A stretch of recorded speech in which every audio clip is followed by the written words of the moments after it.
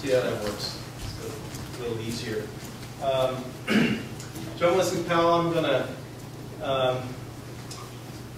talk a little bit about some new things that have come up that you might not have heard about, but those two monographs have quite a few Powell papers in them from the History Symposium. So if you're interested in that, if you're interested in more about Powell, please check those out. Because I've got a couple of articles in there, but there are others in there too. There are probably at least 6 papers about Powell in there. A lot of new things. But this year's 140th anniversary of Powell's first trip through the Grand Canyon by river. First person to intentionally do a trip through the Grand Canyon. So it's a good time to take a look at Powell again.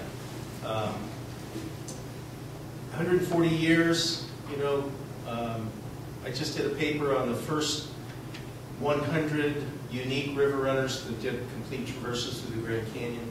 That was by 1949. So 80 years, 100 unique people, although a lot of other people, probably 4 times that many or more, did boating on the Colorado River through the Grand Canyon. But this list was devised to do unique, one complete first traverse through the Grand Canyon. So it's been since then, of course, with the 50s, boom years, post-war, post-depression, a lot of people started boating. With Gus Scott here in the audience who started, when did you start boating, Gus? Late 60s. Late 60s. In Grant. In Grant, but he'd been at Glen Canyon since, I think he was born there. He took this little reed boat down through the little Indian basket or something. Gus has been around the area in a lot of boating early times, but he saw that, you know, starting in the 40s and then the 50s, the increase in the 60s, especially after Glen Canyon Dam. So 140 years of Powell's first trip. Good time to, it's always a good time to look at Powell, and I don't know whether I'd call him my hero. Helen mentioned he was my hero. I kind of got into it as a fluke, and we'll get into that in a bit. But a few plugs. She mentioned I'm the Special Collections Librarian at Klein Library.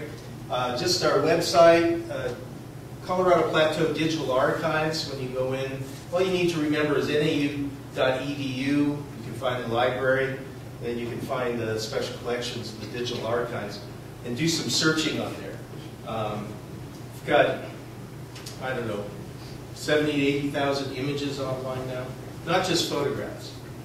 Manuscript items, maps, oral histories.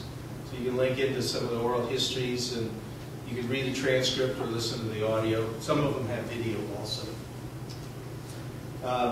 Helen mentioned Earl Spalmer, early Spalmer, with his bibliography. It's hosted by the Grand Canyon Association.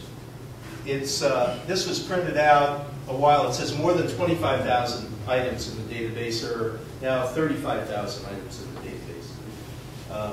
A great resource. These are just going to be the citations, though. They're not going to give you full text or anything like that, but give you this information so that you can read about it. You can do search on Powell and pull up hundreds of items on him. A good friend and colleague of mine, Marcia Thomas, did an annotated Powell bibliography. Almost 1,000 citations just for Powell in this bibliography. And this came out a few years ago, maybe 4 years ago, so I'm sure she's accumulated more. The attempt was to be comprehensive, but you never get 100%. It's easy, spend 80% of your, 20% of your time to get 80% of the information. Now she's working on the rest of it. I met Marcia when she was on sabbatical doing Powell research when this book came in Special Collections. We've, she's got an article in the gray volume, the second volume of the History Symposium, and on Powell, we presented quite often together on John Wesley Powell. There are the 2 books. One on the left is the first one, on the right is the second one from 2 years ago. 5 years apart. They're thinking about maybe another 5 years total, so in 3 years we might have another, the 3rd History Symposium, Grand Canyon. Boatman's Quarterly Review. Helen mentioned association with the Grand Canyon River Guides. This is a publication that comes out quarterly, of course, hard copy, but the older issues are getting put online and completely searchable. And I'll be referring to articles in this publication, particularly by a guy named Don Lago, who also has a Powell article in the second proceedings. And despite a fleeting resemblance, Powell and I are not related, so this is not why I'm doing research on him, any genealogy or anything. It all started as a fluke. Been known for getting into really trivial details about Colorado River history. And I was researching just the plaques at Separation Rapid.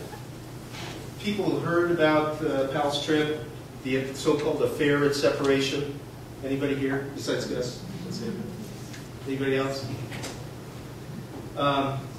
3 men, the Howland brothers, half-brothers, and William Dunn, where there's no known photograph of Bill, left the trip 240 miles into Grand Canyon. Grand Canyon, officially, geologically, is 277 miles long. Least Ferry to the Grand Wash Cliffs.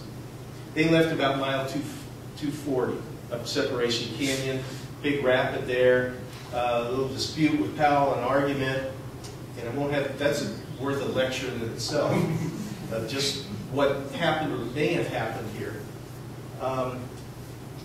But when the Powell Memorial was built up at the South Rim, all the men's names for both trips were on the plaque, except for the Howland brothers and Dunn.